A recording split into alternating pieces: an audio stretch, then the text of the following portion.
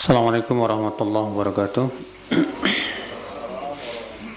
Innal hamdalillah nahmaduhu wa nasta'inuhu wa nastaghfiruh wa na'udzu billahi min shururi anfusina wa min sayyiati a'malina. Man yahdihillahu fala mudilla lahu wa man yudlil fala hadiya lahu. Wa asyhadu an la ilaha illallah wahdahu la syarika lahu wa asyhadu anna Muhammadan 'abduhu wa rasuluh. Qala Allah Ta'ala fi kitabihil karim, ya ayyuhalladzina amanu taqullaha haqqa tuqatih wa la tamutunna illa wa antum muslimun, amma ba'd. Saudara seiman, pada pagi hari ini kita akan membahas kitab yang ditulis oleh Syekh Wahid Abdus Salam Bali, ya, yang diterjemahkan dan diterbitkan oleh Pustaka Ibnu Umar yang berjudul Awas Perusak Akidah dalam Kehidupan Sehari-hari. Dan buku ini sangat bermanfaat insyaallah untuk kita, karena yang terdapat dalam buku ini adalah banyak sekali terjadi dalam kehidupan kita, dan itu jelas bertabrakan dengan akidah Islamiyah, akidah yang dibawa oleh Rasulullah sallallahu alaihi wasallam. Dan perlu kita pahami bahwa masalah akidah adalah merupakan masalah yang sangat penting sekali. Karena akidah berhubungan dengan keyakinan.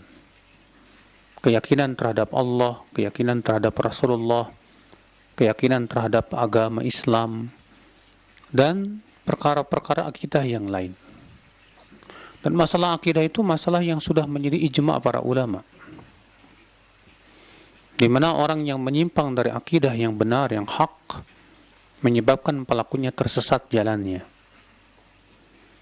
Maka saudaraku sekalian, di buku ini dibahas sekitar ada 55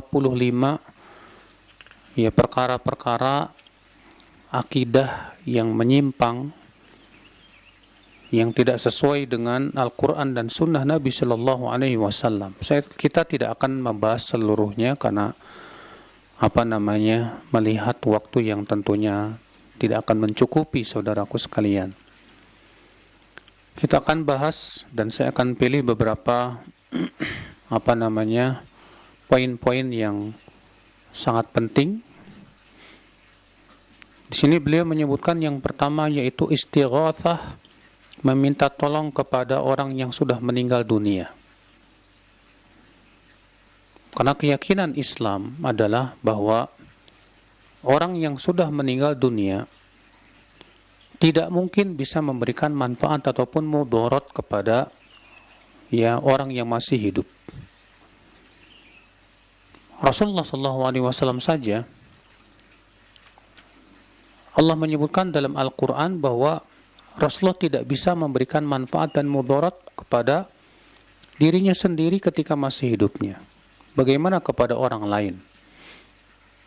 Allah berfirman, "Qul la amliku li nafsi naf'an wa la dharran illa ma syaa Allah. Walau kuntu a'lamul ghaiba lastakthartu minal khair wa ma massani as-su." Katakan, aku tidak memiliki untuk diriku manfaat dan mudarat kecuali apa yang Allah kehendaki. Kalaulah aku mengetahui yang gaib, kata Allah, tentu aku akan memperbanyak kebaikan dan tidak akan menimpaku keburukan. Saudaraku seiman, Rasulullah tidak bisa memberikan manfaat dan mudarat kepada dirinya sendiri, apalagi setelah meninggal dunia. Itu masih hidup. Bagaimana dengan selain Rasulullah SAW? Maka perkataan sebagian orang yang minta tolong dengan mengatakan, wahai Sayyid Badawi, atau wahai Syekh Abdul Qadir Jailani, atau memanggil mayat-mayat yang lain yang sudah meninggal, ini jelas kesyirikan, saudaraku. Istighatsah hanya kepada Allah. Minta tolong, istighatsah itu artinya minta tolong dalam keadaan genting. Itu hanya ditujukan kepada Allah, tidak kepada yang lainnya. Maka siapa yang beristighatsah kepada selain Allah, kepada mayat yang sudah meninggal dunia, maka dia telah berbuat syirik besar. Ya. Dan apabila ia mati di atasnya, dia terancam kekal dalam api neraka selama-lamanya. Allah berfirman, "Innallaha la yaghfiru an yushraka bih wa yaghfiru ma duna dzalika liman yasha." Sesungguhnya Allah tidak akan mengampuni dosa syirik dan mengampuni dosa yang lebih rendah dari apa? Syirik. Nah, ini ya, perusak yang pertama. Perusak yang kedua, kata beliau, menyembelih untuk jin. Ya, menyembelih yang dia tujukan sembelihannya itu untuk jin, baik jin katanya penunggu lautan, atau jin penunggu gunung, atau jin penunggu pepohonan. Ya, yang biasanya mereka sembelih itu apa? Ayam putih misalnya, ayam hitam misalnya, sebagai syarat untuk kesembuhan misalnya. Ya. Atau mereka sembelih kerbau, kemudian kepalanya ditanam. Mereka mengatakan, katanya ini dalam rangka menolak bala. Kita katakan subhanallah. Sesungguhnya ya, menyembelih untuk selain Allah itu terlaknat pelakunya. Rasulullah SAW sabda, la'anallah man dhabaha li ghairillah. Semoga Allah melaknat orang yang menyembelih untuk selain Allah. Allah ya melaknat. Kerbau Allah yang menciptakan. Demikian pula sapi, kambing, Allah yang menciptakan. Lalu kenapa kemudian disembelih untuk selain Allah? Lalu kenapa kemudian ya binatang-binatang yang Allah ciptakan itu kemudian dipersembahkan kepada selain Allah? Maka ini jelas, saudaraku, kesyirikan yang nyata. Ya, kita melihat terkadang di masyarakat kita ya, ada orang yang menyembelih ayam, kambing, dan yang lainnya. Ya, kemudian dijadikan sesajen. Ya, terutama di gunung-gunung itu kita lihat ya, yang kemudian kepalanya dilemparkan ke kawah ataupun di lautan dan yang lainnya. Ini jelas bertabrakan dengan akidah Islamiyah. Jelas ini merupakan bukan dari Islam sama sekali. Itu jelas akidah wathaniyah, berhalaisme, yang hakikatnya ya mengagungkan selain Allah. Nah, Islam ya tidak menyetujui kesyirikan seperti ini. Ini yang kedua yang merusak akidah, yaitu apa? Menyembelih untuk para jin, menyembelih untuk selain Allah. Iya. Yang ketiga yaitu nazar untuk selain Allah. Seperti seseorang yang bernazar ya untuk para nabi, bernazar untuk malaikat, bernazar untuk para wali. Misalnya bernazar kepada Sayyid Al-Badawi, bernazar untuk ini dan itu dari para orang-orang yang dianggap para wali misalnya. Ketahuilah saudaraku, bahwa nazar itu ibadah. Dan ibadah hanya boleh untuk Allah. Maka siapa bernazar untuk selain Allah, maka ia sudah memalingkan ibadah kepada selain Allah. Maka siapapun yang bernazar untuk selain Allah tidak boleh ia melaksanakan nazar itu. Iya. Para ulama membagi, ada nazar yang sifatnya boleh, ada nazar yang sifatnya apa? Haram. Ada nazar yang sifatnya boleh apa? Yaitu nazar untuk menaati Allah Subhanahu wa taala. Tapi disyaratkan tentunya ketaatan itu bukan perkara yang diwajibkan oleh syariat. Adapun kalau sudah diwajibkan tanpa nazar pun memang wajib. Tapi nazar itu adalah biasanya ibadah-ibadah yang sunnah, tidak wajib. Seperti misalnya ada orang yang bernazar untuk puasa 3 hari setiap bulan misalnya. Hukumnya sunnah, tapi menjadi wajib dengan adanya apa? Nazar. Iya. Allah memuji orang-orang yang melaksanakan nazarnya. Allah berfirman, "Wujufuna bin nadri." Mereka melaksanakan nazar. Maka dari itu, kalau kita bernazar untuk menaati Allah, hendaklah kita laksanakan nazar-nazar kita. Kalau tidak, maka kita berdosa. Dan kita wajib bayar kafarat sumpah. Apa itu kafarat sumpah? Memberi makan 10 fakir miskin atau memberi pakaian 10 fakir miskin. Kalau tidak mampu, maka apa? Puasa 3 hari. Iya. Dan nazar, saudaraku sekalian, kata Rasulullah, biasanya dilakukan oleh orang-orang yang bakhil, kata Rasulullah. Adapun nazar yang tidak boleh, seperti apa? Yang pertama, nazar ya untuk berbuat syirik, jelas. Ini haram dengan kesepakatan seluruh ulama. Nazar untuk berbuat maksiat, demikian pula. Iya. Kata Rasulullah SAW, "Wa man nadhara an ya'siyah fala ya'si."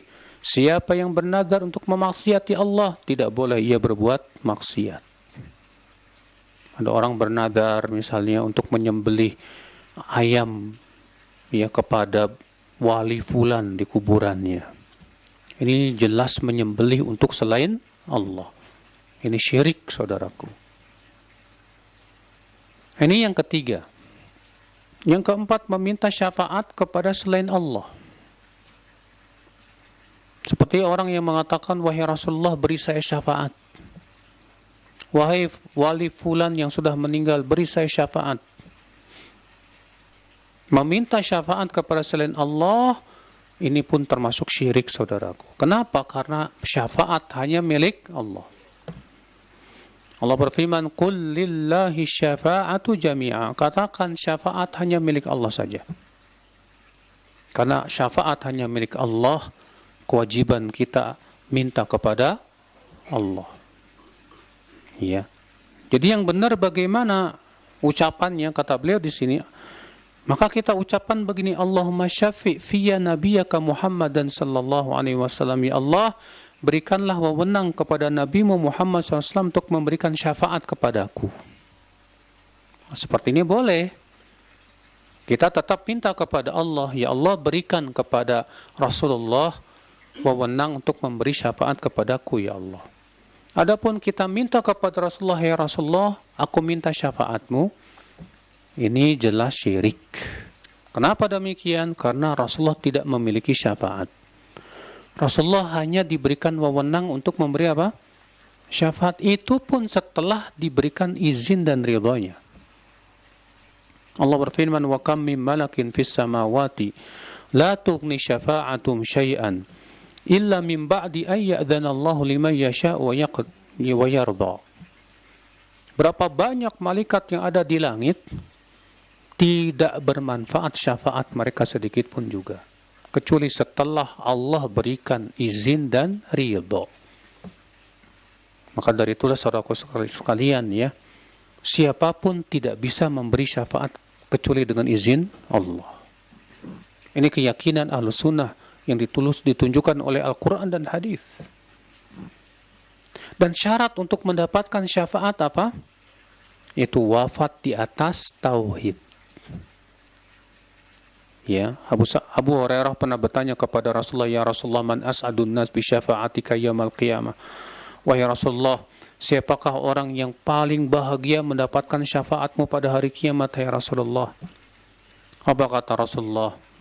"As'adun nasi bi syafa'ati yaumil qiyamah man qala la ilaha illallah khalisan ya min qalbih aw min nafsih." Orang yang paling berbahagia mendapatkan syafaatku nanti pada hari kiamat, itu orang yang mengucapkan la ilaha illallah dengan penuh keikhlasan dari hatinya. Itu artinya dia betul-betul mentauhidkan Allah, menjauhkan kesyirikan. Adapun orang yang mati di atas syirik, tidak akan pernah mendapatkan syafaat. Abadan. Bahkan Nabi Ibrahim saja minta kepada Allah supaya ayahnya yang bernama Azar ya diselamatkan dari api neraka. Nabi Ibrahim berkata kepada Allah, ya Allah, bukankah engkau ya telah berjanji kepadaku, ya Allah, ya.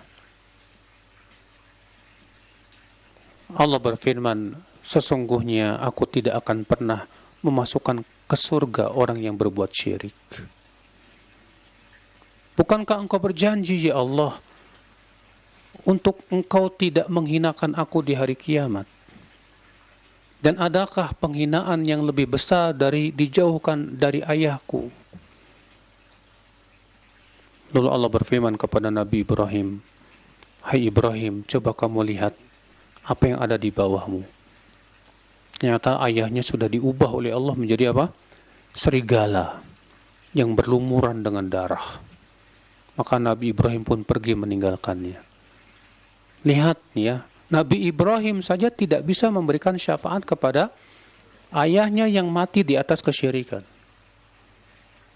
Maka siapapun, bahkan para nabi, para malaikat tidak bisa memberikan syafaat kepada karib kerabatnya bila ia mati di atas apa? Kesyirikan. Makanya akhi ya, kesyirikan ini perkara yang wajib kita waspadai betul. Yang wajib kita pelajari betul agar kita jauhi. Jangan sampai kita berbuat syirik sehingga kita terhalang dari syafaat Rasulullah sallallahu alaihi wasallam. Yang kelima, tawaf di selain Ka'bah. Ya, tawaf di selain apa? Ka'bah. Kenapa? Karena tawaf itu ibadah khusus di Ka'bah saja. Allah berfirman, wal yattawafu bil baitil atiq. Hendaklah mereka tawaf di Baitul Atiq. Apa itu? Ka'bah saja. Maka siapa yang tawaf di selain Ka'bah dalam rangka mengagungkannya, sungguh ia berbuat syirik. Kenapa? Karena ia telah memalingkan ibadah tidak sesuai dengan perintah Allah Subhanahu wa taala. Iya. Bagaimana dengan tawaf di Ka'bah replika dalam rangka belajar umroh? Iya. Syekh Utsaimin rahimahullah memberikan fatwa tidak boleh membuat replika Ka'bah. Kenapa? Karena ini dalam rangka menghormati dan mengagungkan Ka'bah, saudaraku. Coba dengan dibikin replika Ka'bah, kata beliau, ini menyebabkan Ka'bah menjadi apa? Tidak bernilai. Maka belajar bagaimana cara tawaf tidak harus dengan membuat replika apa? Ka'bah. Cukup misalnya divideokan atau misalnya gambar Ka'bah di papan tulis, kemudian ya kita katakan berasal dari sini Hajar Aswad, kemudian keliling demikian. Tidak sulit sebetulnya. Maka dari itu saudaraku sekalian ya, termasuk kesyirikan yaitu tawaf di selain apa? Ka'bah. Contoh misalnya tawaf di kuburan. Ada sebagian kaum muslimin tawaf di kuburan Syekh Abdul Qadir Jailani di Baghdad, itu terkenal ya. Mereka tawaf 7 keliling di situ, berharap keberkahannya dan yang lainnya. Ini jelas saudaraku seiman kesyirikan. Para sahabat saja tidak pernah tawaf di kuburan Rasulullah sallallahu alaihi wasallam. Kemudian yang keenam kata beliau yaitu at-tamassuh bil kubur. Ngusap-ngusap kuburan dalam rangka ngalap berkah. Dengan meyakini katanya tanah kuburan ini barokah. Ya ikhwah, ketahuilah bahwa keyakinan Ahlus Sunnah, barokah itu hanya milik Allah. Ingat ini kaidah yang harus kita pahami betul. Bahwa barokah hanya milik siapa? Allah. Tidak boleh kita punya keyakinan bahwa sesuatu itu barokah atau bisa memberikan keberkahan kecuali kalau ada dalilnya dari Al-Quran dan hadis. Maka tidak boleh kita tabaruk dengan sesuatu kecuali kalau ada dalilnya dari syariat. Maka siapa yang tabaruk dengan sesuatu, disebutkan dalam hadis bahwa Rasulullah menyamakan dengan orang yang mengambil Tuhan selain Allah. Dalam hadis ya Abu Lais dalam hadis Nabi Shallallahu alaihi wasallam yang terkenal itu, Ya, itu hadis yang dikeluarkan Imam Ahmad dan Tirmidzi dari hadis Abu Waqid Al-Laitsi bahwa Rasulullah SAW melewati sebuah pohon yang bernama Dzatu Anwab. Nah, waktu itu sedang menuju perang Hunain, Pak. Dan jumlah kaum muslimin waktu itu ada 12.000 orang pasukan. Dan tentunya ya di antara kaum muslimin ada orang-orang yang baru masuk Islam saat itu. Nah, ketika melewati pohon Dzatu Anwat, di mana pohon ini adalah pohon yang tempat orang-orang musyrikin menggantungkan senjata mereka dalam rangka apa? Ngalap berkah. Nah, ketika mereka melewati pohon tersebut, rupanya orang-orang yang baru masuk Islam ini ya berkata apa? Ya Rasulullah, ij'al lana dzata anwat kama lahum dzatu anwat. Wahai Rasulullah, jadikan untuk kami pohon Dzatu Anwat sebagaimana mereka punya pohon Dzatu Anwat. Apa kata Rasulullah? Allahu Akbar. Qultum kama qalat Banu Israil li Musa. Ucapan kalian ini persis sama dengan yang diucapkan oleh Banu Israil kepada Nabi Musa ketika melewati patung sapi. Apa kata Banu Israil? Ij'al lana ilahan kama lahum alihah. Hai Musa, jadikan untuk kami sesembahan sebagaimana mereka punya apa? Sesembahan. Subhanallah, Rasulullah SAW mengumpamakan seperti itu. Dan ini mengucapkan orang-orang yang baru masuk Islam, Pak. Memang demikian. Orang kalau baru meninggalkan kesesatan tuh masih ada sisa-sisa apa? Kesyirikan pada dirinya. Makanya orang yang baru masuk Islam atau orang yang baru hijrah, baru taubat, jangan dulu naik mimbar. Lebih baik dia belajar aja udah. Untuk mengikis semua kotoran-kotoran apa? Kesyirikannya. Kadang ada orang yang baru masuk Islam udah ceramah kemana-mana, Pak. Ya. Contoh misalnya pendeta masuk Islam, biarawati masuk Islam, kemudian ceramah kemana-mana. Kita katakan ya, biarkan mereka menuntut ilmu dulu deh. Untuk mengikis semua kesyirikan-kesyirikan yang ada di hatinya. Ada orang baru hijrah misalnya. Contoh aja misalnya artis baru hijrah. Langsung naik panggung. Ya, biarkan dia nuntut ilmu dulu. Biarkan dia betul-betul hijrahnya 100%. Ya. Kenapa? Karena orang yang baru hijrah, orang yang baru masuk Islam, pastilah akhi, kotoran-kotoran pikirannya yang terdahulu itu masih ada, belum bersih. Nah, ini di antara faidah yang bisa kita petik dari hadis Abu Waqid Al-Laitsi tersebut. Nah ini akhi ya, jadi ngalap berkah ke tanah kuburan. Nggak ada dalilnya dalam Al-Quran dan hadis bahwa tanah kuburan itu barokah, nggak ada. Ingat, keberkahan hanya milik Allah Subhanahu wa Ta'ala. Iya. Tidak boleh kita mengklaim suatu benda itu barokah kecuali dengan dalil. Kalau ada dalilnya nggak masalah. Air Zam-Zam contohnya, ada dalilnya kalau air Zam-Zam itu apa? Barokah. Maka ngalap berkah dengan air Zam-Zam nggak masalah. Atau misalnya dengan waktu yang mulia yang barokah seperti bulan Ramadan, ada dalilnya jelas. Saudaraku seiman ya. Kemudian yang ketujuh, keyakinan sebagian orang bahwa ada satu saat yang sial di hari Jumat. Jadi ini menganggap waktu Jumat ada waktu sialnya. Ya, kalau di masyarakat kita ini sekarang apa Pak? Menganggap angker malam Jumat. Terutama malam Jumat Kliwon. Ya, katanya di malam Jumat itu hantu-hantu bergentayangan. Padahal Nabi mengatakan bahwa waktu bergentayangannya hantu atau jin itu kapan? Ketika telah masuk waktu maghrib. Karena disebutkan dalam hadis disebutkan begitu. Apabila datang waktu malam, kata Rasulullah, masukkan anak-anak ke rumah. Masukkan anak-anak ke rumah. Fa innaha sa'atun takhtariku fiha syayatin. Karena itu saat-saat setan-setan itu bergentayangan. Kata Rasulullah apa? Tutup jendela, baca bismillah. Tutup pintu, baca bismillah. Karena setan tidak akan membuka pintu yang tertutup. Ya, terkadang banyak di antara kita rumahnya angker, Pak, banyak jinnya. Kenapa? Karena waktu maghrib dibuka. Akhirnya apa yang terjadi? Setan pada masuk. Mending yang masuk 1-2, nih satu kabilah.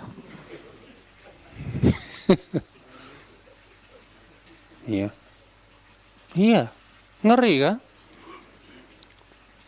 Makanya dari itu saudaraku ya, waktu setan bergentayangan tuh Rasulullah mengabarkan tuh di waktu ketika maghrib sampai pergi waktu isya.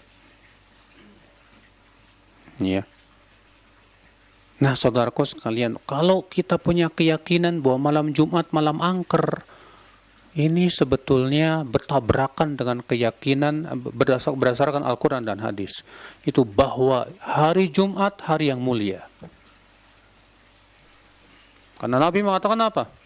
Afdalul ayyam, hari yang paling utama itu hari Jumat. Khairu yaumin tola'at alaih syams yaumul jum'ah. Sebaik-baik hari yang matahari terbit padanya adalah hari Jumat. Ya. Berarti malam Jumat malam mulia tidak, Pak? Malam mulia. Jangan dianggap malam angker. Justru malam Jumat itu malam mulia, saudaraku. Berarti apa yang kita lakukan dong di malam Jumat? Banyak ibadah. Rasulullah SAW mengatakan apa? Aktsiru minas sholati alayya yaumal jumu'ah wa ilatal jum'ah. Perbanyak solawat kepadaku di hari Jumat dan di malam Jumat. Tuh lihat, banyak solawat. Apalagi baca surat Al-Kahfi. Adapun membaca surat Yasin itu hadisnya dhaif jiddan. Yang sahih baca surat Al-Kahfi, kahfian, ya, bukan yasinan. Iya. Nah ini saudaraku, ini yang ke-8. Nah ini yang ke-8, ke-9, demikian pula ke-10, ya, yang ke-11. Ini semua berhubungan dengan kesialan-kesialan ini. Yang ke-8 keyakinan tentang daging dan ikan. Sebagai wanita ada yang berkeyakinan bahwa ASI seorang wanita yang sedang nifas akan berhenti jika ada orang bawa daging dan ikan kepadanya, katanya. Jadi kalau perempuan ini sebetulnya adanya di Mesir, Pak. Kalau di negeri kita kayaknya nggak ada kayaknya. Ada nggak kayak gini? Nggak ada ya. Di Mesir itu ada keyakinan seperti ini ya. Mereka mengatakan kalau wanita yang sedang nifas dan sedang menyusui nggak boleh dikasih daging sama sapi, ikan katanya. Wah, antum yang sedang mancing berarti nggak boleh mancing gitu. Antum yang tukang daging nggak boleh jualan daging dulu itu. Iya. Dengan keyakinan katanya mengakibatkan nanti air asinnya berhenti. Ini jelas batil. Apa hubungannya? Iya, tidak ada hubungan. Demikian pula nomor 9 keyakinan tentang besi. Sebagian orang berkeyakinan bahwa besi dapat menyembuhkan tatkala air susu wanita terhenti atau berkurang katanya. Iya. Dengan cara apa? Pisau cukur dimasukin ke air, lalu airnya buat dipakai mandi. Kita katakan ini jelas tatayur. Ya tidak dibenarkan. Tidak pernah pisau cukur menyembuhkan, saudaraku. Bahkan secara akal saja ini sangat bertabrakan dengan akal. Mana secara bukti-bukti medis ya ilmiah bahwasanya itu bisa menyebabkan air ASI bisa lancar lagi. Ini jelas tidak benar. Demikian pula nomor 10 keyakinan tentang plastik. Ada orang beli baru takut terkena ain. Apa yang terjadi? Digantungin plastik. Atau sepatu nomor 11 itu. Iya, ada orang beli baju mobil baru biar nggak terkena ain katanya digantungin sepatu. Ya. Nah, kalau di negeri kita biasanya dimandiin kembang, Pak. Dimandiin apa? Kembang.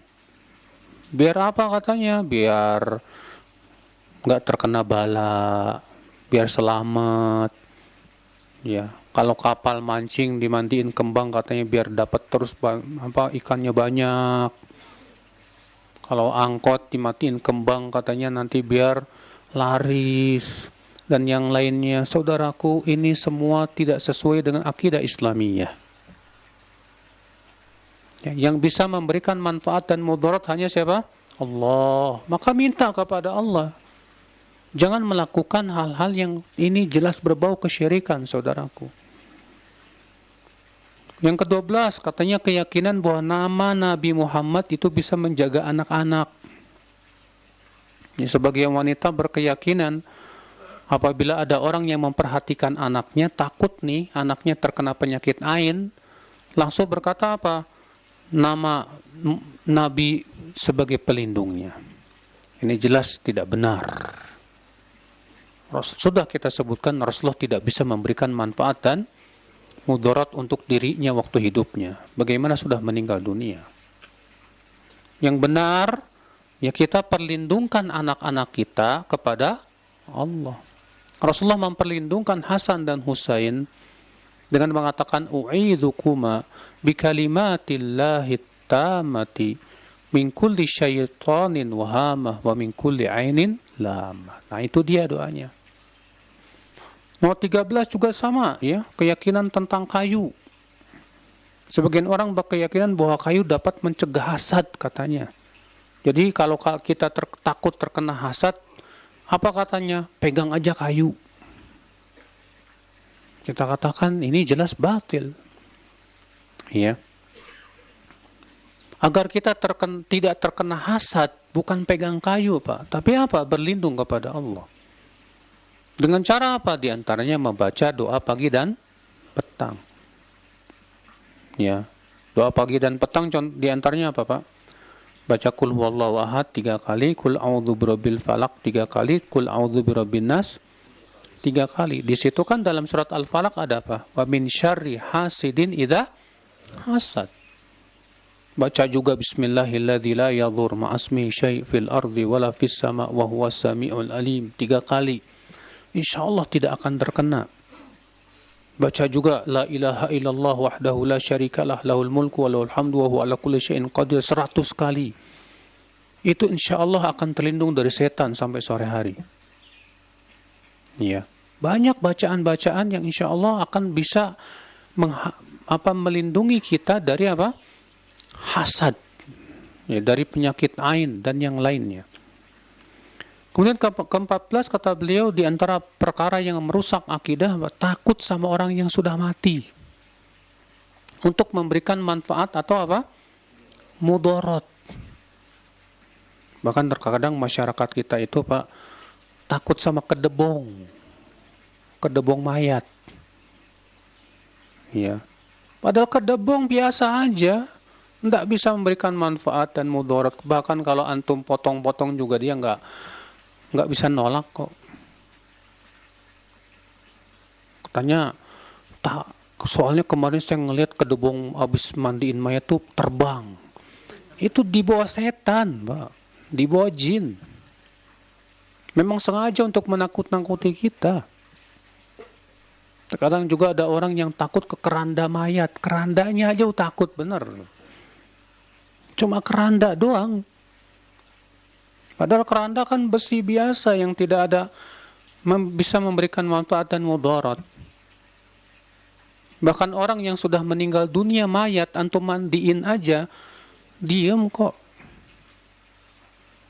Ya, antum pukul-pukul juga, walaupun nggak boleh sebetulnya ya. Tetap diam kok, nggak nangkis buat gitu kan. Ada apa kemudian kita takut sama mayat yang sudah meninggal dunia? Ya. Cuma kalau kita takut sama yang serem-serem boleh nggak? Nah itu nggak masalah. Ini takut yang sifatnya tabiat. Misalnya takut kegelapan misalnya. Takut jin nanti menyerang kita atau apa? Datang dengan serem-serem seperti itu ya. Seperti itu takut yang sifatnya apa? tabiat, tapi tetap harus dilawan, Pak. Jangan dibiarkan dan jangan berlebihan. Sebab dikhawatirkan nanti jin itu mempermainkan kita, Pak. Iya, jin itu mempermainkan kita. Nah, ini saudaraku sekalian. Yang ke-15, mempercayai dukun dan para peramal. Wah, ini bahaya dalam Islam. Rasulullah SAW menganggap orang yang mendatangi dukun dan bertanya itu sholatnya tidak akan diterima 40 hari. Rasulullah SAW, man ata arrafan fasa'alahu an syai'in lam tuqbal lahu sholatun arba'ina lailah. Siapa yang mendatangi arraf, paranormal, lalu ia menanyakan sesuatu kepadanya, maka tidak diterima sholatnya 40 hari. Hadisnya sahih dalam Sahih Muslim ada. Dan dalam riwayat Abu Daud, man ata arrafan aw kahinan fasaddaqahu bima yaqul faqad kafara bima unzila ala Muhammadin sallallahu alaihi wasallam. Siapa yang mendatangi dukun lalu membenarkan ucapannya, maka ia telah kafir kepada Al-Qur'an yang Allah turunkan kepada Rasulullah sallallahu alaihi wasallam. Kenapa? Karena Al-Qur'an tegas tidak ada yang mengetahui yang gaib kecuali siapa? Allah. Mungkin ada yang bertanya, Ustadz, kenapa ya dukun kok terkadang benar? Kita katakan benernya sekali, Pak, tapi bohongnya 100. Yang mengabarkan Rasulullah. Kenapa kok dukun bisa benar terkadang? Karena dukun bekerja sama dengan para jin. Kata Rasulullah SAW, para jin itu ya naik kepada temannya satu sama lainnya sampai ke langit dunia. Untuk apa? Mencuri berita dari langit. Dan mereka seringnya terkena apa? Lemparan ya api dari langit. Dan terkadang mereka berhasil mendapatkan berita dari langit, kemudian disampaikan ke jin yang di bawahnya sampai di telinga si dukun. Lalu si dukun itu ya mencampurnya dengan 100 kedustaan, kata Rasulullah SAW. Tapi anehnya, Pak, yang diingat itu 1, yang 100-nya nggak diingat tuh, Pak. Ini semua ya akhi, ya ujian buat orang-orang yang beriman. Wajib kita yakini bahwa benarnya dukun itu akibat perbuatan dia bekerja sama dengan apa? Jin. Dan memang Allah izinkan terkadang jin itu mendengar berita langit sebagai ujian buat kita. Maka dari itu hati-hati. Islam, ya akhi, tidak pernah mengizinkan kita untuk mendatangi dukun. Dan dukun jangan dikasih nama-nama yang mentereng, Pak. Orang pintar. Ada apa? Kalau orang pintar, kalau pintar itu nggak bakalan jadi dukun, Pak. Ya. Ya nggak Bang Zul. Ya. Nggak bakalan jadi dukun. Kalau pintar tuh jadi profesor, jadi dokter, jadi para ahli kimia, jadi ini. Itu pinter. Orang pintar itu adalah orang yang paham bahwa ini perbuatan yang dilarang oleh Allah, ini yang tidak dilarang oleh Allah. Orang yang pintar itu yang berusaha untuk mengikuti Allah dan Rasulnya. Kemudian saudaraku sekalian, yang ke-16, keyakinan tentang batu ini juga. Ya. Kalau di Indonesia itu biasanya batu akik. Kadang buat batu ini katanya punya penglaris. Batu ini katanya buat enteng jodoh. Batu ini katanya buat enteng rejeki dan yang lainnya. Ini jelas kesyirikan, saudaraku, karena batu tidak bisa memberikan manfaat dan mudarat. Iya. Batu tidak bisa memberikan manfaat dan mudarat. Ikhwatal Islam. Namun tersebar ya, ada hadis palsu yang dikatakan di situ, idza ahsanta dzan bil hajar nafa'aka. Kalau kamu berhusnudzon kepada batu, niscaya batu akan bermanfaat buat kamu. Para ulama hadis seluruhnya sepakat bahwa ini hadis palsu, Pak. Dibuat orang-orang zindik yang tujuannya untuk menjatuhkan kaum muslimin kepada syirik. Ya. Umar bin Khattab saja berkata kepada Hajar Aswad. Apa kata Umar bin Khattab? Inni la a'lam annaka hajar, la tanfa' wa la tadur. Aku tahu kamu itu cuma batu. Padahal Hajar Aswad loh, Pak. Hajar Aswad itu kata Rasulullah batu yang Allah turunkan dari surga loh, Pak. Sawadatu khataya banu Adam, kemudian menjadi hitam oleh dosa-dosa anak Adam. Hajar Aswad kata Umar apa? Aku tahu kamu itu cuma batu. Tidak bisa memberikan manfaat, tidak pula mudarat. Ada enggak batu yang lebih mulia dari batu Hajar Aswad? Tidak ada. Ya. Batu akik nggak ada apa-apa nih bandingkan dengan Hajar Aswad, Pak. Ternyata Umar mengatakan, aku tahu kamu tidak bisa memberikan manfaat dan mudarat. Falaula anni ra'aitu Rasulullah SAW yuqabbiluk ma qabaltu. Kalau bukan karena aku melihat Rasulullah mencium kamu, aku nggak bakal mau cium kamu. Ngapain cium kamu? Tapi karena ini ada dalilnya dari Rasulullah mencium Hajar Aswad, ya sudah saya menciumnya. Sampai demikian, Pak. Ya, cuma terkadang kaum muslimin, Pak, ada lagi punya keyakinan apa? Kiswah Ka'bah nih, Pak. Ya, terkadang orang haji itu tahu nggak, Pak? Pas tawaf tuh bawa gunting, Pak. Ngapain kiswahnya di? Makanya antum melihat pas musim haji kiswahnya suka dinaikin sama pemerintah Saudi. Kenapa dinaikin? Karena banyak yang gunting. Buat apa? Buat jimat. Buat penglaris dan yang lainnya. Ini kesyirikan, saudaraku seiman. Azani Allah wa iyyakum. Ya. Ke-17, keyakinan tentang plasenta atau ari-ari. Ini juga di masyarakat kita banyak ini. Ya, kalau di masyarakat kita kan mereka punya keyakinan bahwa ari-ari itu saudara kembarnya bayi. Jadi katanya ari-ari ini harus dikubur dengan cara tertentu. Bahkan sebagian masyarakat ada yang dikubur pakai lampu sambil dipelototin katanya. Biar si bayi nanti nggak kurang ngajar sama orang tuanya katanya.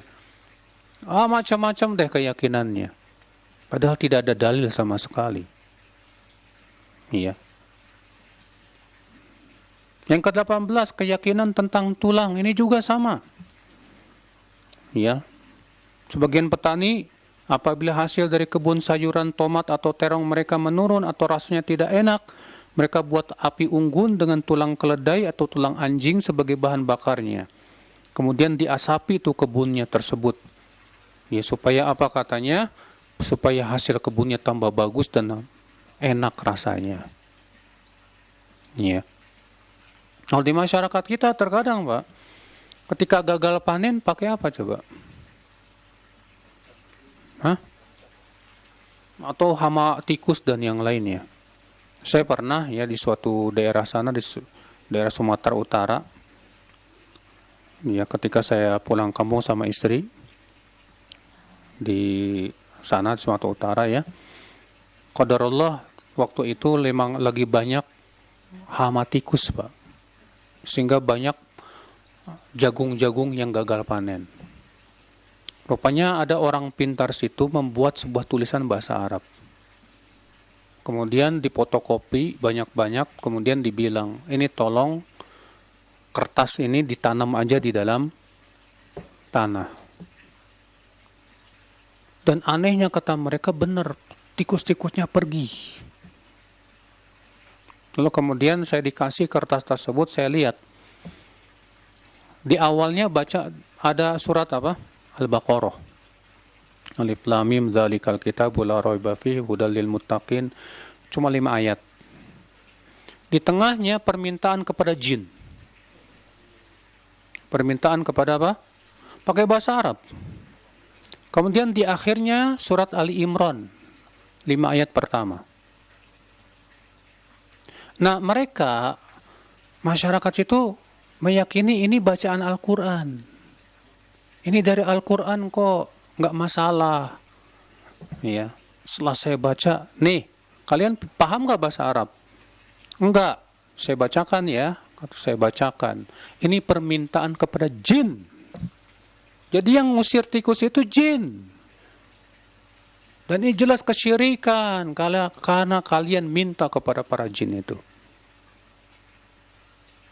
Ini hati-hati saudaraku, ini subhanallah ya, memang jin ini terkadang begitu sengaja tuh ya. Jin itu mengundang para tikus, Pak. Supaya para petani melakukan kesyirikan. Ya. Kalau di masyarakat juga banyak yang bikin sesajen terkadang di sawah-sawah, ya, supaya tidak terkena hama dan yang lainnya. Ya subhanallah. Ini jelas kesyirikan saudaraku sekalian ya. 19, keyakinan tentang lilin, sama ini juga. Ya. Jadi kalau ada orang mau ngasih nama anak, dibikin beberapa lilin. Nanti lilin itu dikasih nama. Lilin yang paling lama matinya, itu namanya di situ diambil. Mungkin di masyarakat kita tidak ada. Tapi di daerah Mesir sana ada. Ya, di tempat kelahirannya penulis buku ini, Syekh Wahid Abdus Salam Bali. Iya. Kalau di negeri kita jin lilin tuh buat ini biasanya, Pak.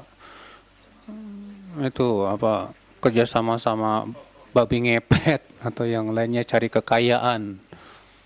Iya. Nanti malam-malam ya cuma pakai cawat doang. Iya. Terus katanya jadi babi ngepet. Nanti kalau ada masalah itu apinya goyang-goyang katanya, ditiup biar selamat dan yang lainnya. Ini jelas juga kesyirikan saudaraku, kerjasama dengan para jin. Na'udzubillah, nasallallahu salamata wal afiyah. Ke-20, keyakinan tentang darah, dengan cara melemuri dinding rumah dengan darah. Ya, sembelih kerbau, sapi atau kambing, darahnya diambil supaya apa? Ya, supaya rumahnya selamat dari bala, petaka, bencana dan yang lainnya.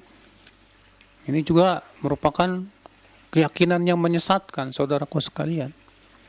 Kalau di negeri kita biasanya ditulisin tuh di pintunya itu Raja. Ya, untuk menolak bala.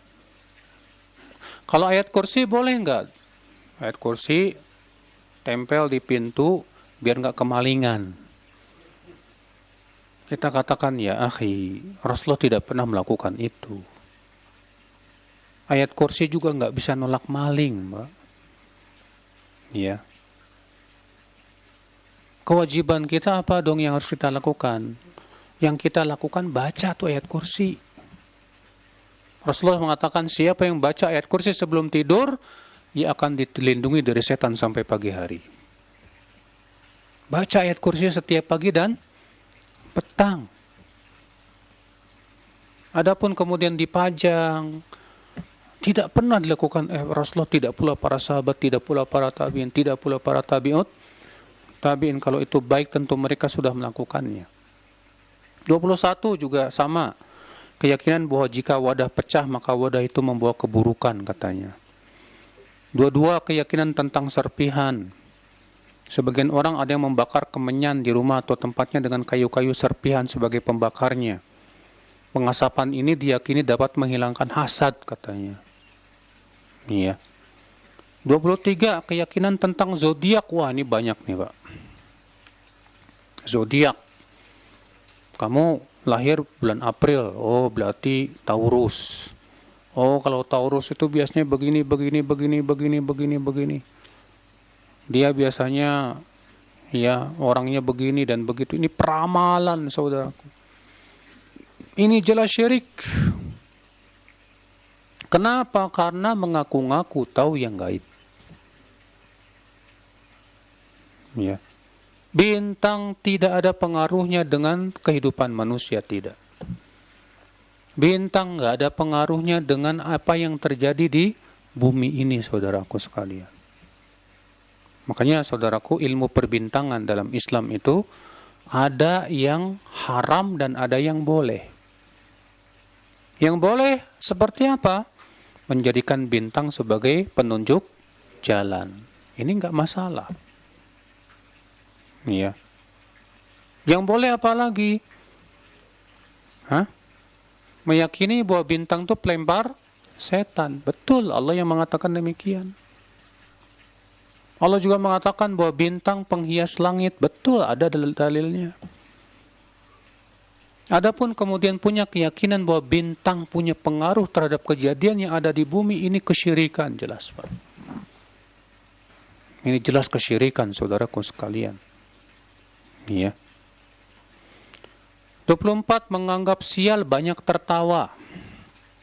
Sebagian orang berkeyakinan bahwa orang yang banyak tertawa biasanya akan sial. Ini jelas keyakinan yang tidak benar. Walaupun memang betul banyak tertawa itu sangat tidak bagus untuk hati kita. Kenapa? Karena Rasulullah mengatakan, iyyakum wa kasratadh dhahik, jauhi oleh kamu banyak tertawa. Fa inna kasratadh dhahik tumitul qalb, karena banyak tertawa itu bisa mematikan apa? Hati.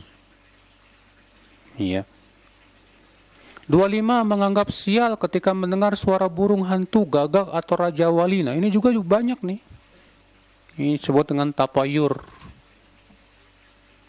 Ya, kalau di negeri kita manuk wik-wik, Pak. Wik, wik, wik, wik, wik, wik, wik.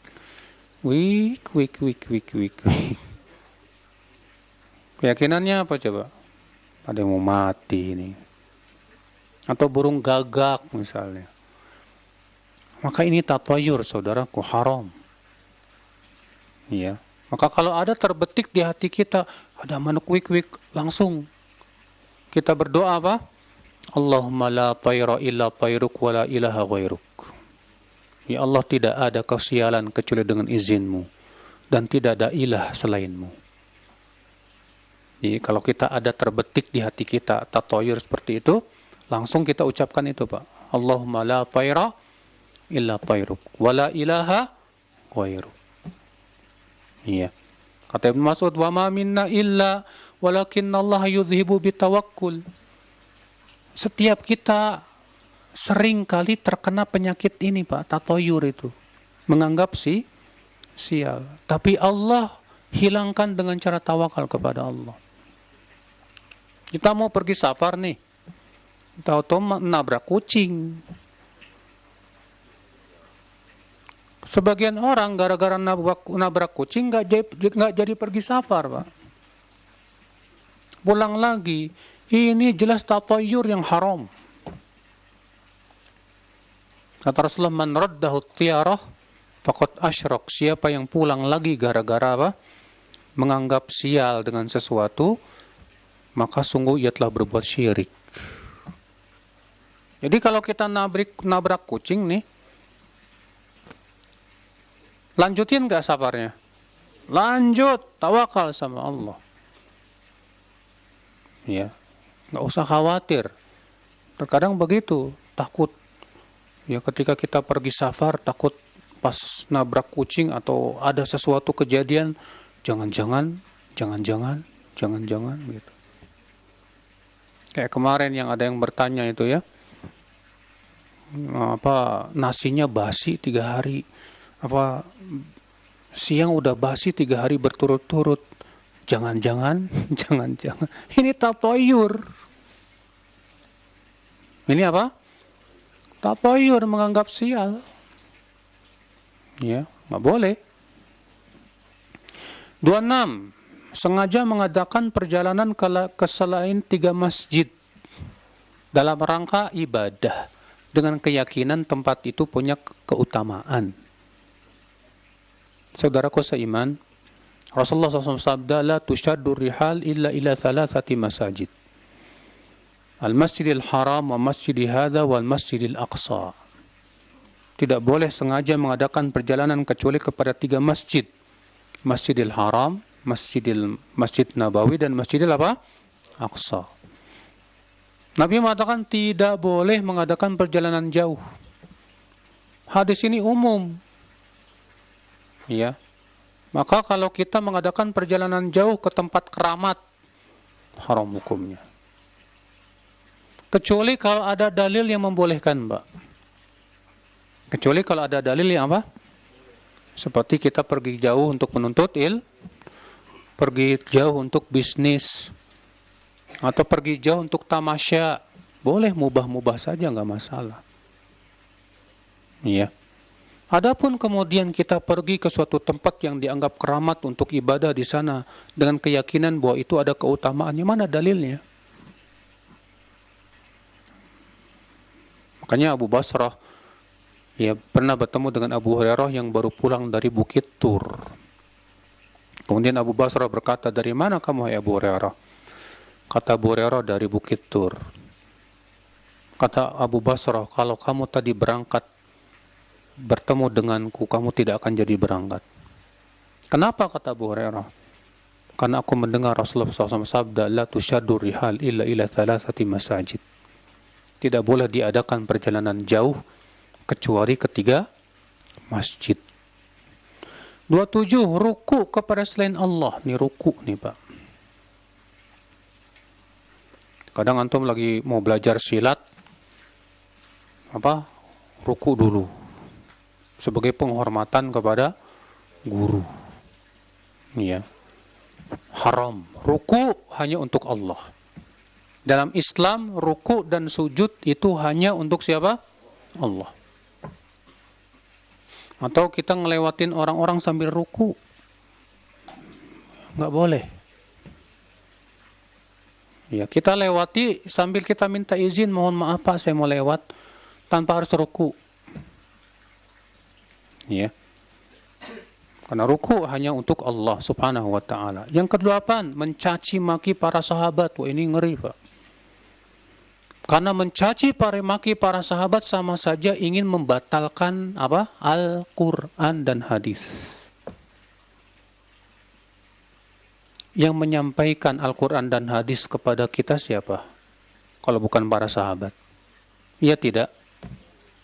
Perantara kita dengan Rasulullah SAW itu para sahabat, Pak. Maka kalau para sahabat dicaci maki, akibatnya apa? Periwayatan mereka diragukan dong. Sementara yang menyampaikan Al-Quran kepada kita siapa? Para sahabat. Yang menyampaikan hadis kepada kita siapa? Para sahabat. Lah kalau para sahabat dicaci maki, itu maksudnya apa tujuannya? Tujuannya ingin supaya Al-Quran dan hadis ini diragukan. Itu tujuannya sebetulnya, saudaraku sekalian. Iya. Maka dari itu Rasulullah SAW di jauh-jauh hari sudah melarang, la tasubbu ashabi fawalladhi nafsi biyadi law anna ahadakum anfaqa mithla uhudin dhahaban ma balagha mudda ahadim wala nasifa. Jangan kalian mencaci maki para sahabatku, demi zat yang diriku berada di tangannya, kalaulah salah seorang dari kalian ada yang berinfak dengan sebesar gunung Uhud, itu tidak akan sampai infaknya sahabat dengan 1 mud atau setengah mud. Tidak boleh mencaci maki para sahabat. Kalau terjadi perselisihan di antara mereka, kita doakan supaya Allah maafkan mereka. Makanya dalam surat Al-Hasyr Allah memuji kaum Muhajirin dan Ansar dan memuji generasi setelahnya yang mendoakan orang-orang sebelum mereka yang mendahului mereka dengan keimanan. Allah berfirman, "Wallazina ja'u min ba'dihim yaqulun, Rabbana ighfir lana dzunubana wa li ikhwanina alladzina sabaquna bil iman." Dan orang-orang yang datang setelah mereka berkata, "Wahai Rabb kami, ampuni dosa kami dan orang-orang saudara-saudara kami yang telah mendahului kami dengan keimanan. Wala taj'al fi qulubina ghillan lil ladzina amanu." Dan jangan engkau jadikan, wahai Rabb, kedengkian itu ada di hati kami kepada orang-orang yang beriman. Iya. Makanya akhi, jangan caci maki para sahabat. Kesalahan yang ada pada mereka itu sedikit dibandingkan dengan kesalahan yang ada pada kita, Pak. Dan mereka pengorbanannya terhadap Islam sangat banyak sekali, luar biasa. Dan air kalau sudah sampai 2 kulah tidak akan membawa apa? Najis. Pengorbanan para sahabat untuk membela Islam luar biasa tidak? Luar biasa, Muhajirin dan Ansar. Hanya karena ada satu kesalahan, 2 kesalahan, yang namanya manusia tidak lepas dari apa? Kesalahan. Naam, kita yakini bahwa para sahabat individunya tidak maksum. Iya. Kemudian 29 mengkafirkan seorang muslim tanpa alasan. Nah, ini juga mengerikan, saudaraku. Karena Rasulullah SAW sabda, man qala li akhihi ya kafir faqad ba'a biha ahadahuma. Siapa yang berkata kepada saudaranya hai kafir, maka status kafir ini akan kembali kepada salah satu dari keduanya. Kalau yang dituduh memang benar kafir, masuk tuh tuduhan. Kalau yang dituduh ternyata tidak kafir, balik lagi kepada yang menuduh. Makanya Al-Wazir bin Hubairah memberikan kaidah al-khata' fil afi khairum min al-khata' fil uqubah. Salah ketika memaafkan lebih baik daripada salah ketika memberi sanksi. Salah ketika kita tidak berani mengkafirkan itu lebih baik daripada salah ketika kita mengkafirkan. Hati-hati saudaraku sekalian, masalah kafir mengkafirkan itu berat. Para ulama telah menyebutkan tentang syarat-syaratnya. Siapa yang boleh mengkafirkan bukan sembarangan orang, Pak. Kalau mengkafirkan orang yang di luar Islam, naam. Semua hatta orang awam wajib punya keyakinan itu. Boleh nggak orang awam mengkafirkan orang Yahudi, orang Nasrani? Nggak masalah, karena itu sudah jelas. Iya. Tapi untuk mengeluarkan seorang Muslim dari Islam, berat, tidak boleh sembarangan. Tidak boleh sembarangan orang. Harus dia menguasai apa?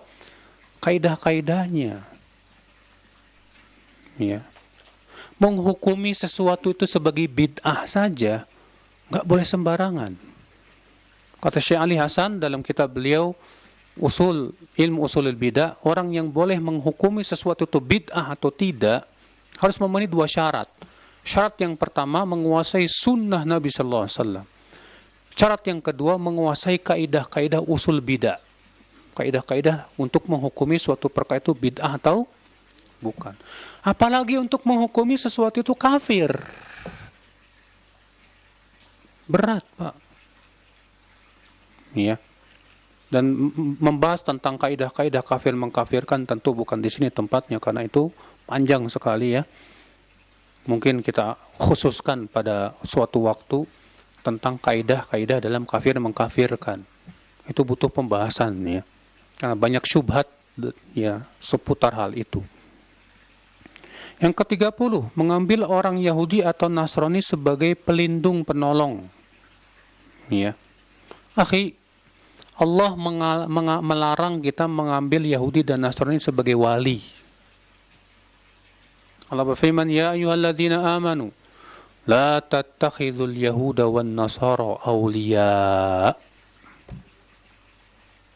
Ini surat Al-Maidah ayat berapa? Pernah viral loh. Hah? Al-Maidah ayat 51. Hai orang-orang yang beriman, jangan kamu jadikan Yahudi dan Nasrani sebagai aulia. Apa aulia itu, Pak? Aulia itu jamak dari wali. Apa itu wali? Wali itu dari wala. Artinya apa? Orang yang kita berikan loyalitas. Baik dia pemimpin, baik dia teman akrab kita, masuk padanya. Makanya makna aulia ini luas. Yang artinya kita berikan loyalitas kepada dia. Ya, maka tidak boleh kita memilih pemimpin untuk diri kita dari selain muslim. Tidak boleh pula kita mengambil teman yang sangat kita percayai, akrab, dan kita curhat dari selain muslim. Allah yang melarang demikian. Allah berfirman, ya ayyuhalladzina amanu la tattakhidhu bitanatan min dunikum. Hai orang-orang yang beriman, jangan kamu ambil bitanah. Bitanah itu siapa? penasehat, teman akrab yang kita minta nasihatnya, minta apa namanya, ya, yang kita curhat sama dia dari selain kalian. Ya, berteman dengan non-muslim boleh, nggak masalah, silahkan. Tapi jangan jadikan mereka sebagai apa? Teman akrab yang bermakna wali. Bermuamalah dengan non-muslim boleh, nggak masalah, diizinkan. Hatta Rasulullah SAW menggadaikan baju perangnya kepada Yahudi. Tapi dalam masalah agama, lakum dinukum waliyadin. Iya, kita orang Islam tuh nggak usah diajarin tentang toleransi, Mas. Cuma masalahnya di masyarakat kita ini banyaknya toleransi yang kebablasan, Mas. Iya. Toleransi yang diinginkan oleh mereka adalah apa? Supaya kita pertama ikut-ikutan ngerayain perayaan mereka, atau setidaknya kita mengucapkan selamat. Iya. Padahal toleransi itu artinya sebatas membiarkan. Adapun kemudian kita disuruh ikut sama-sama merayakan atau selamat, la wallah, itu bertabrakan dengan akidah Islam. Ibnu Qayyim mengatakan seluruh ulama sepakat ijma haramnya mengucapkan selamat buat apa? Perayaan agama lain, tidak boleh. Kenapa? Karena itu berhubungan dengan kesyirikan mereka. Berhubungan dengan apa? Kesyirikan mereka. Karena agama kita agama tauhid. Agama kita hanya mengakui bahwa satu-satunya ilah yang berhak disembah hanya siapa? Allah Subhanahu wa taala saja. Kemudian 31, kemudian juga 32, 33, ya. 35 juga sama. Itu berhubungan dengan merayakan hari-hari besar selain hari raya Idul Fitri dan Idul Adha. Akhi, hari raya dalam Islam cuma 2. Apa itu?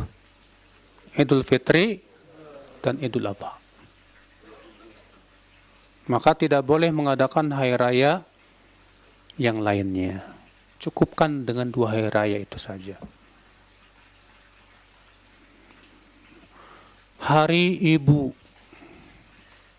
Kita katakan, ya akhi, kenapa sih kamu kurang berterima kasih sama ibumu?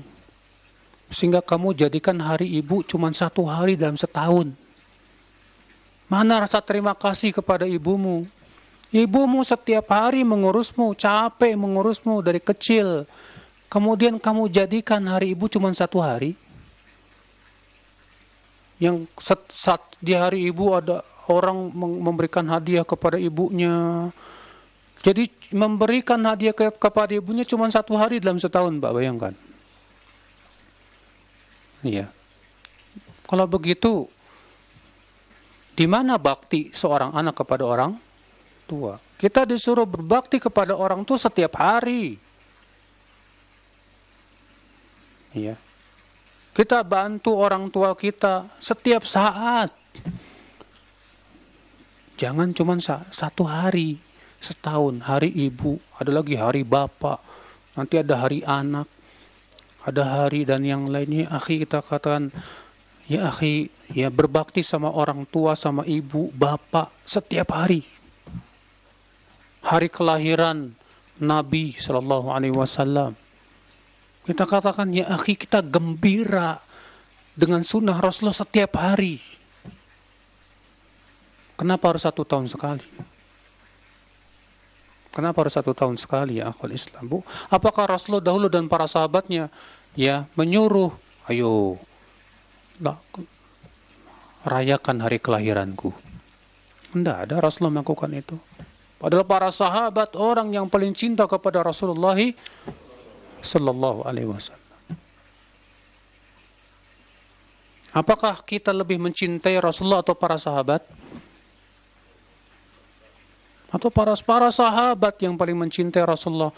Tapi tidak ada mereka yang merayakan itu semuanya. Maka dari itulah saudaraku, Rasulullah SAW ketika datang ke kota Madinah, Rasulullah mendapatkan kaum Ansor punya 2 hari raya. Apa kata Rasulullah? Allah sudah menggantikan untuk kalian dengan 2 hari raya yang lebih baik dari itu. Itu hari Idul Fitri dan Idul Adha. Ya. Nah, demikian pula perayaan hari ulang tahun. Ya. Di hari ulang tahun antum selamat ulang tahun. Ya. Tiup apa? Tiup lilin. Kita katakan ya akhi, semakin datang tahun itu semakin dekat kematian. Coba kalau antum qadarullah misalnya umurnya cuma 50 tahun. Sekarang umur antum misalnya 45. Sisa berapa tahun lagi? Tinggal 5 tahun lagi. Pas masuk hari 46, selamat. 4 tahun lagi Mas mau meninggal. Jadi gimana dong pas hari harusnya mikir dong apa yang harus saya perbaiki dari umur saya yang tersisa. Ya. Coba kita pikirkan 46 tahun saya sudah lewat. Untuk apa saya lakukan? Apa amalan soleh saya? Iya. Apa sisa umur-umur hidup saya untuk apa dan yang lainnya? Maka dari itu saudaraku sekalian ya, yang seperti ini ya akhi dalam Islam tidak ada sama sekali. Iya. Kemudian juga di sini beliau menyebutkan nomor 34 mencium tangan. Cium tangan yang dimaksud di sini bukan cium tangan ke orang tua, Pak. Kalau cium tangan kepada orang tua atau alim ulama boleh. Ya, kata Imam Nawawi enggak masalah. Iya. Sebagian orang apabila ditanya keadaannya, ia mencium punggung dan telapak tangannya sebagai tanda syukur dan memuji Allah. Iya. Iya. Kamu ngapain? Bersyukur atas nikmat Allah. Kita katakan, ya akhi, nggak ada dalilnya begitu. Ucapkan alhamdulillah. Kalau dikasih nikmat tuh ya alhamdulillah. Bukan nyium tangan. Ada apa tangan kamu? Kok yang dicium tangan kamu? Iya. Kita katakan, ya akhi, nikmat semua dari Allah. Bukan semata hasil usaha kita. Puji Allah subhanahu wa ta'ala. Nisbatkan kepada Allah subhanahu wa ta'ala. Iya. Yang ketiga, 6. Bersumpah dengan nama selain Allah. Demi hidupmu. Nah, di masyarakat kita ada begini, Pak. Demi Allah, demi Rasulullah. Kalau demi Allahnya benar. Tapi demi Rasulullahnya yang nggak benar. Ya Bang Zul ya. Nah. Karena demi Rasulullah berarti bersumpah dengan apa? Dengan apa?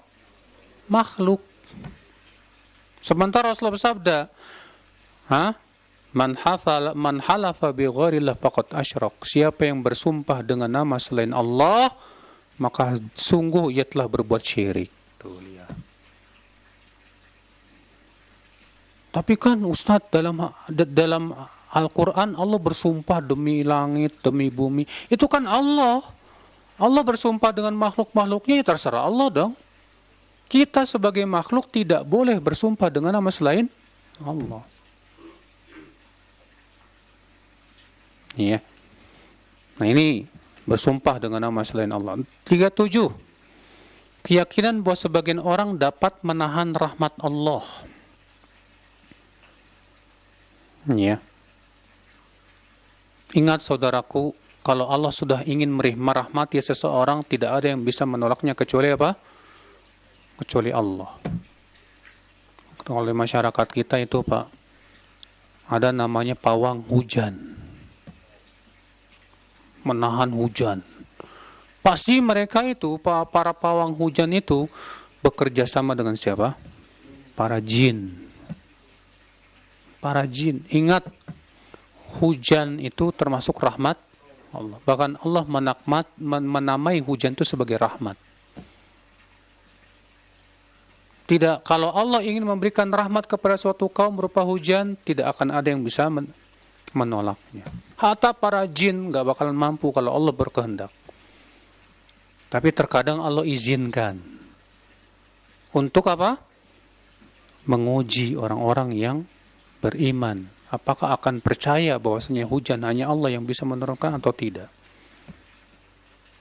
Hati-hati saudaraku sekalian ya. Ini adalah merupakan perkara yang banyak juga di negeri kita. Menentang qada dan qadar di 38 ini. Menentang kepada qada dan qadar. Akhi, termasuk menentang qada dan qadar apa, Pak? Seseorang dengki ketika melihat orang lain diberikan kenikmatan. Ketika melihat teman kita dikasih kenikmatan yang lebih panas. Kata Ibnu Qayyim, orang yang dengki itu hakikatnya tidak ridho dengan ketentuan Allah. Hakikatnya dia menentang ketentuan Allah kepada dia. Seakan-akan dia berkata, kenapa sih kok dia dikasih kenikmatan lebih dari saya? Kok saya nggak begitu? Allah nggak adil. Ikhwata Islam, azani Allah wa yakum. Dan memang ya akhi, untuk ridho dengan takdir ini bukan perkara yang mudah. Makanya Rasulullah SAW minta kepada Allah agar diberikan keridhaan menerima takdir yang ada.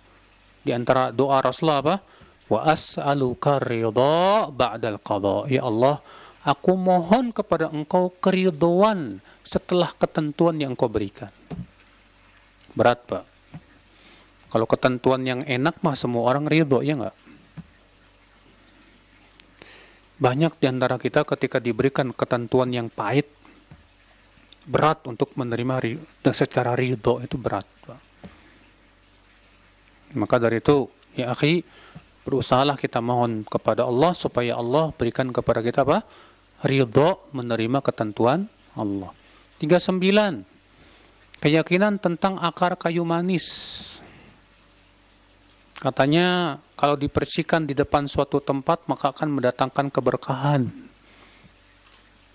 Ya. Memang yang namanya kayu manis itu berkhasiat untuk kesehatan, betul, nggak masalah. Tapi punya keyakinan bahwa kayu manis itu barokah, mana dalilnya? Ya. Keyakinan tentang musang. Sebagian orang berkeyakinan bahwa apabila hewan yang bernama musang dikubur hidup-hidup di depan suatu tempat, maka akan menarik rezeki dan keberkahan. Wah, ini ngeri. Sudah gitu dosa lagi, menyiksa hewan.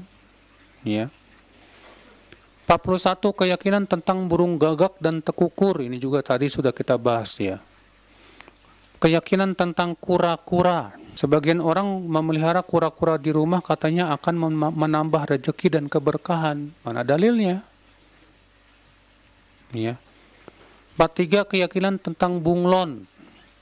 Sebagian orang berkeyakinan bahwa apabila seekor bunglon dilempar kepada seorang wanita mandul dan ia kaget karenanya maka wanita itu akan hamil katanya.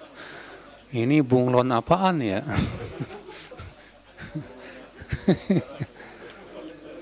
Ya.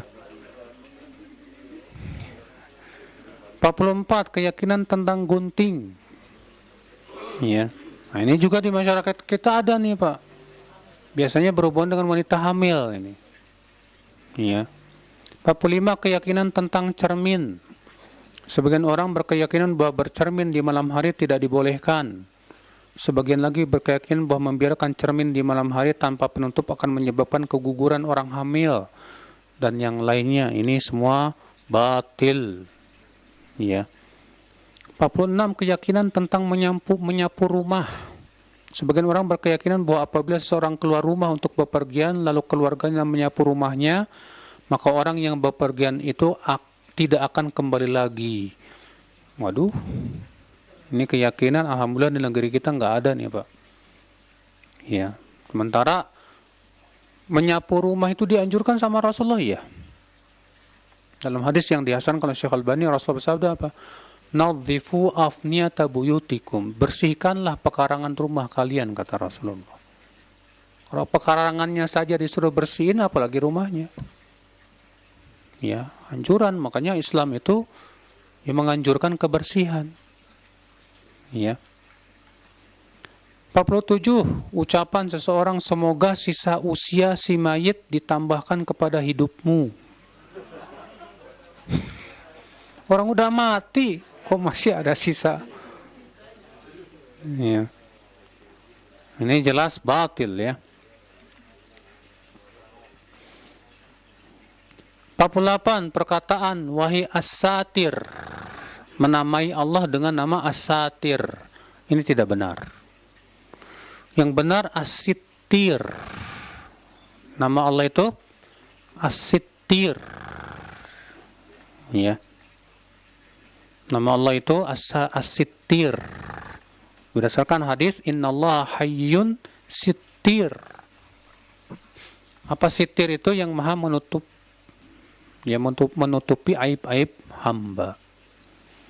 49. Perkataan wahai cahaya arasy Allah, maksudnya ditujukan kepada Rasulullah sallallahu alaihi wasallam. Ini keyakinan sebagian orang sufi, Pak, bahwa katanya Nabi Muhammad SAW itu diciptakan dari cahaya. Dan katanya Allah menciptakan langit dan bumi itu dari cahaya Nabi Muhammad. Ini keyakinan batil. Al-Imam Al-Jauzaqani mengatakan bahwa ada hadis tentang ini, tapi hadis ini palsu, dibuat-buat oleh orang-orang zindik. Ya. Rasulullah SAW manusia biasa, sebagaimana halnya manusia yang Allah ciptakan dari saripati air mani. Ya, tidak ada bedanya. Allah berfirman, "Qul innama ana basyarum mislukum." Katakanlah wahai Muhammad, aku hanyalah manusia seperti kalian juga, sama. Ya. Yuha ilayya, namun aku diberikan wahyu oleh Allah Subhanahu wa taala. Ke-50, ucapan seseorang Rabbuna mawjud. Mawjud itu dari kata apa? Maf'ul, artinya wujida, diadakan. Allah tidak diadakan, Allah yang mengadakan. Makanya kita tidak katakan Allah mawjud, tapi kita katakan Allah al-wajid, yang mengadakan. Allah tidak dikatakan al-mawjud, yang diadakan, tapi Allah al-wajid, yang mengadakan. Ingat ya, memang kalau dalam bahasa Arab Pak, kata mawjud itu mawjud ada gitu kan. Padahal dalam bahasa Arab mawjud itu kan maf'ul dari kata wajada wa ya yajidu. Maf'ul itu apa? Yang di, ya. Contohnya apa? Doroba madrub. Madrub apa? Yang dipukul. Ya. Mawjud yang diadakan. Allah al-wajib yang mengadakan, bukan yang diadakan. Ke-51, ucapan seseorang Allah ada di mana-mana. Wah, ini banyak orang awam mengatakan begitu, Pak. Allah di mana? Di mana-mana. Comberan ada dong. Hatta orang Nasrani kalau dikatakan Tuhan ada comberan, marah, Pak. Ini kemudian orang Islam mengatakan Allah ada di mana-mana, ajib. Allah sendiri yang mengatakan Ar-Rahmanu 'alal 'arsy istawa. Ar-Rahman beristiwa di atas apa? Arasy. Tapi apa yang terjadi? Ditolak ini ayat. Katanya masa Allah beristiwa di atas arasy? Berarti Allah butuh tempat dong. Itu kan konsekuensi makhluk. Allah tidak serupa dengan makhluknya.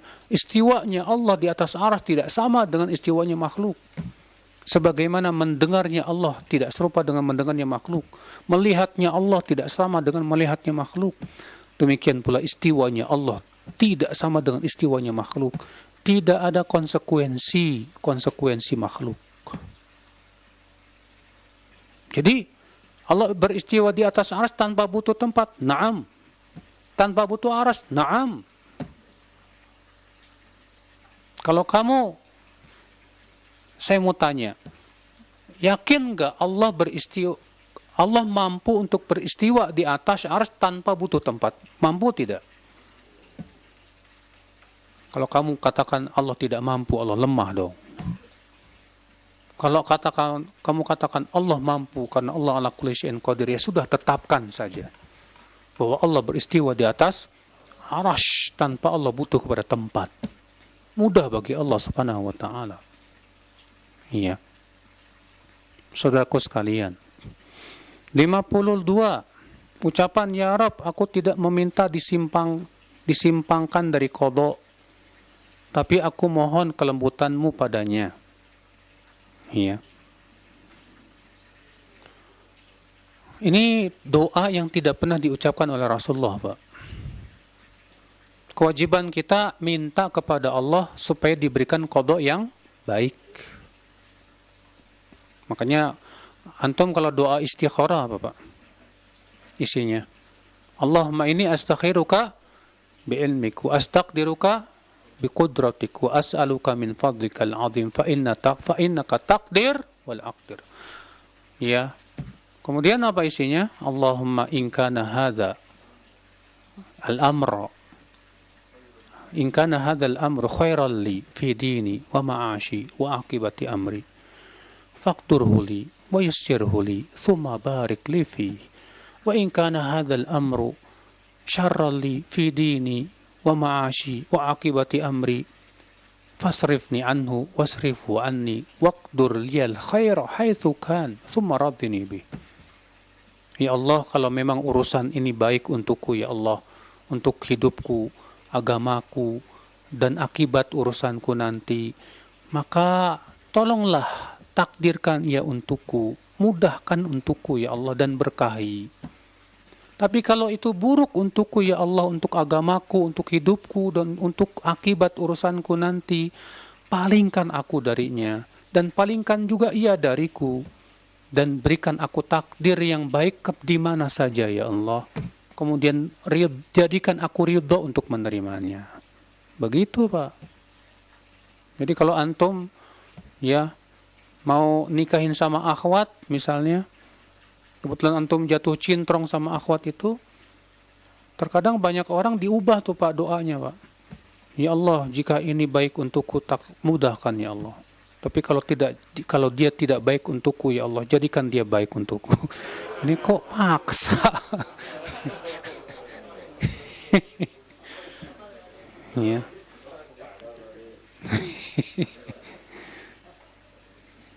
Ini ya Pak Dea.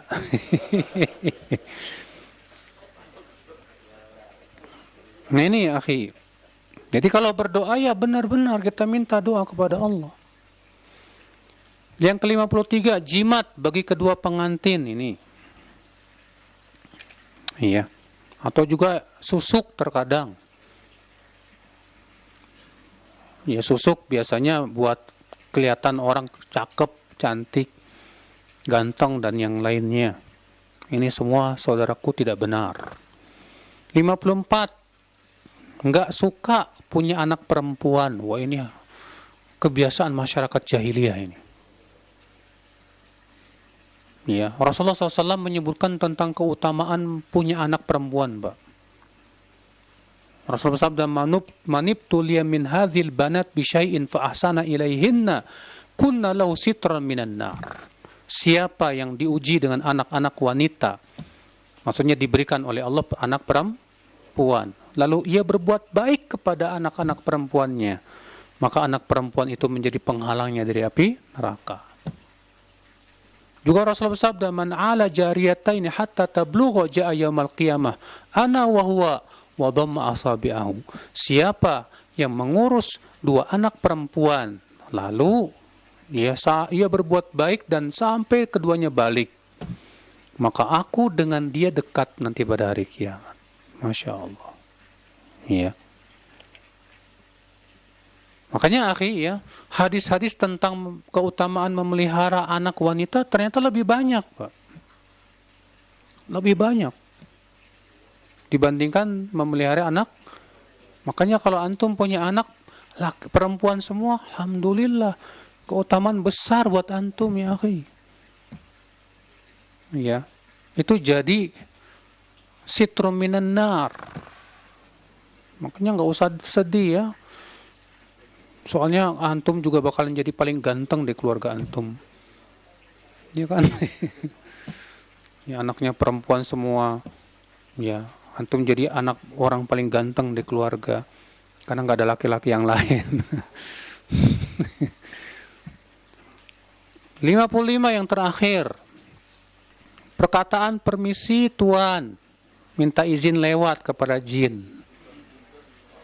Biasanya ini ngelewatin apa? Pohon, jembatan, dan yang lainnya.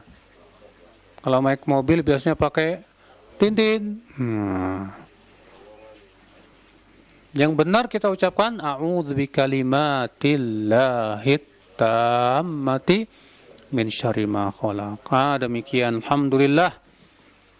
Ya, 55 perusak yang harus kita jauhi ini secara ringkas telah kita bahas, dan berusahalah saudaraku sekalian, sebetulnya bukan cuma 55, masih banyak yang lainnya yang harus kita waspadai dari akidah-akidah yang merusak. Kewajiban kita adalah berusaha untuk menjauhinya. Wallahu a'lam. Ada yang mau bertanya? 1, 2, 3, 4, 5. Udah cukup 5 aja ya. Silakan. Berkaitan dengan materi kalau bisa.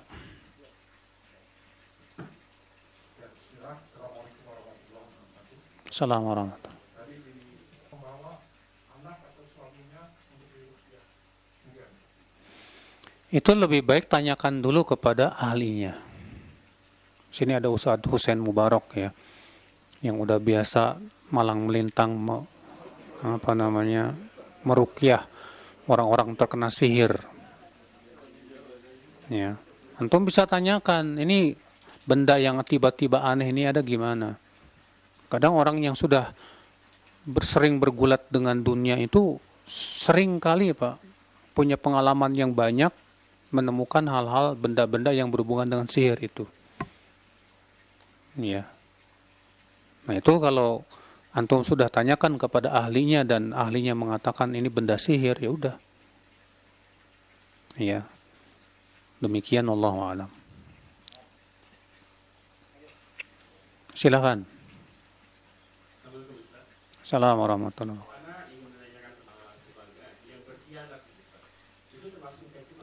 Termasuk. Ya, bahwa sahabat yang turun di perang Uhud itu katanya berkhianat, termasuk. Para sahabat itu saudaraku, ketika turun hendak mengambil ghanimah, bukan karena serakah, karena ingin dapat apa? Dunia. Gimana dikatakan mereka itu serakah sementara mereka sudah meninggalkan harta benda mereka untuk hijrah ke kota Madinah? Bagaimana mereka disebut serakah? Ya, dan menginginkan dunia sementara mereka rela mati demi untuk membela agama Allah. Terus kemudian ada orang menganggap bahwa para sahabat yang turun ini hanya karena ingin dapat dunia. Aneh. Tidak sesuai dengan keadaan para sahabat. Kita husnudzon, mereka turun itu untuk membantu teman-temannya dan yang lainnya, dan mereka mengira peperangan sudah selesai. Iya. Namun memang disinilah kejadian kesalahan mereka. Mereka lupa bahwasanya Rasulullah jangan turun baik menang maupun kalah. Tapi mereka tetap turun karena dugaan perang sudah selesai. Ya, ternyata apa yang terjadi? Karena mereka menyelisih perintah Rasul, Akhirnya terjadilah kekalahan. Namun kemudian apa? Menjadi hikmah untuk para sahabat setelah itu. Bahwa menyelisih perintah Rasul itu sumber utama kekalahan dalam perang.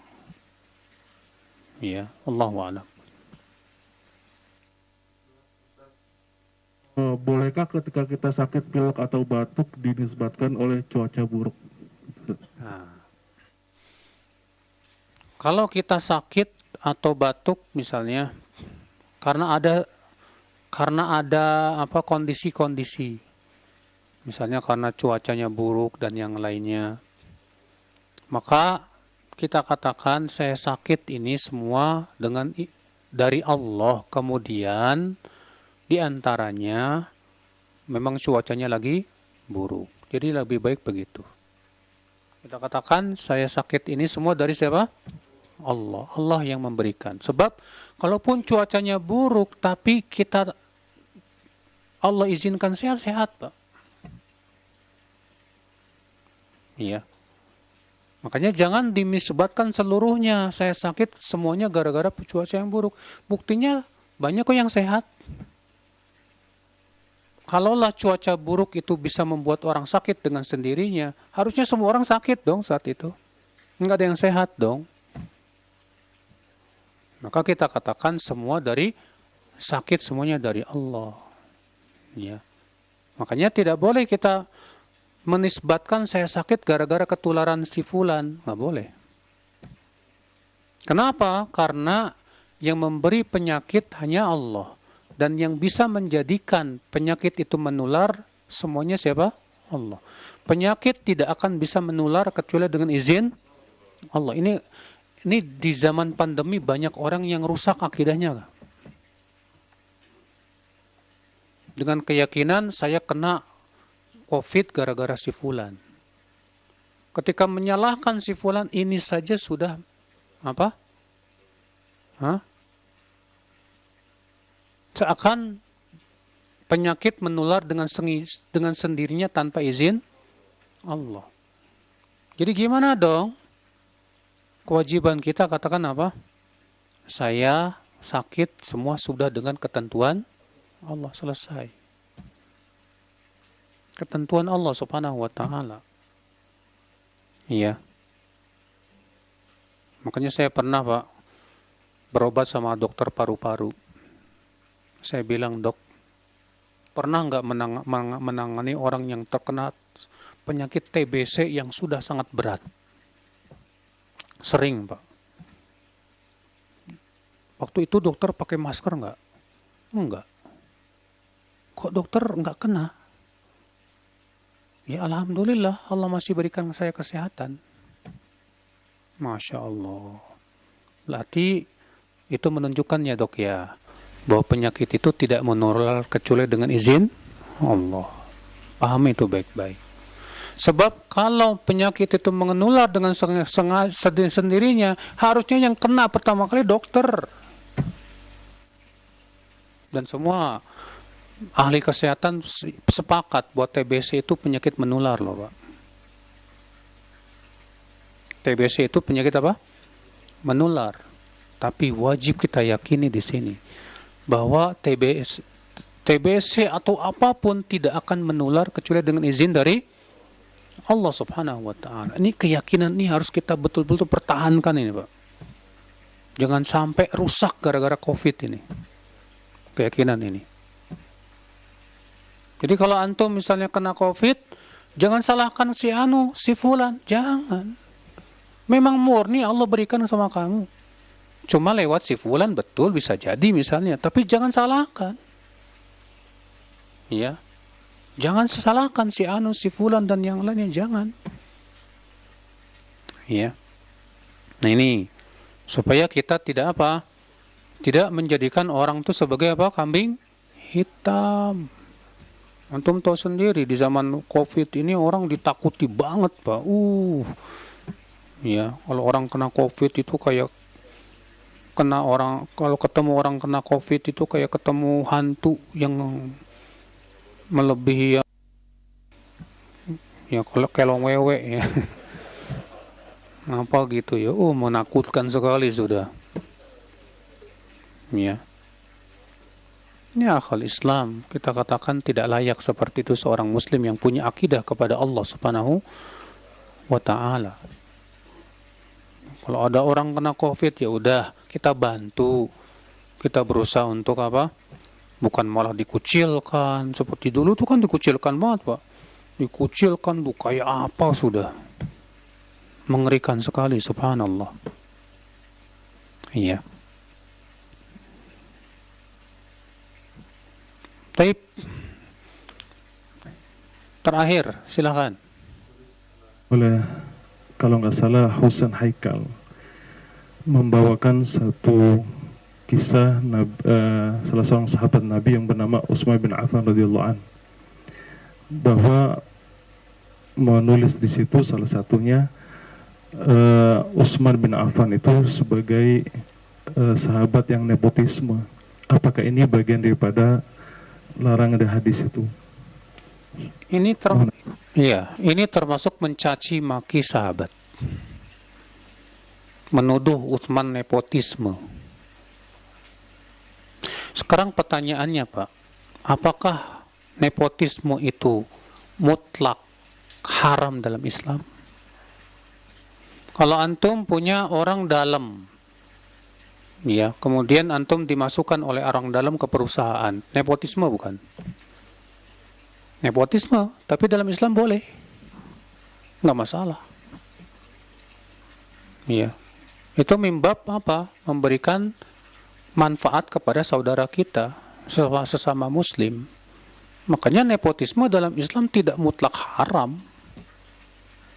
Yang haram itu nepotisme dalam masalah penegakan hukuman had. Ada orang mau dipancung gara-gara dia membunuh orang. Kemudian antum memberikan sebagai saudara, memberikan apa? Pak, tolonglah Pak, dia saudara saya Pak, jangan Pak. Haram dalam Islam. Iya. Nah ini, maka dari itu nepotisme sendiri, ya, dalam Islam sekali lagi saudaraku sekalian tidak mutlak haram. Dan penulis buku yang antum sebutkan itu sendiri secara akidah dan manhajnya bermasalah. Ya. Baik, saya kira cukup sampai di sini ya. Semoga yang saya sampaikan bermanfaat. Mohon maaf yang saya sampaikan bila yang benar ada semua, apabila ada yang benar semuanya dari Allah Subhanahu wa taala, dan apabila ada yang salah maka itu semua dari kekurangan ilmu saya dan dari syaitan. Dan saya mohon maaf bila ada kata-kata yang tak berkenan di hati. Subhanakallah bihamdik, syahadu an la ilaha illa anta, astaghfiruka wa atubu ilaik. Assalamualaikum warahmatullahi wabarakatuh.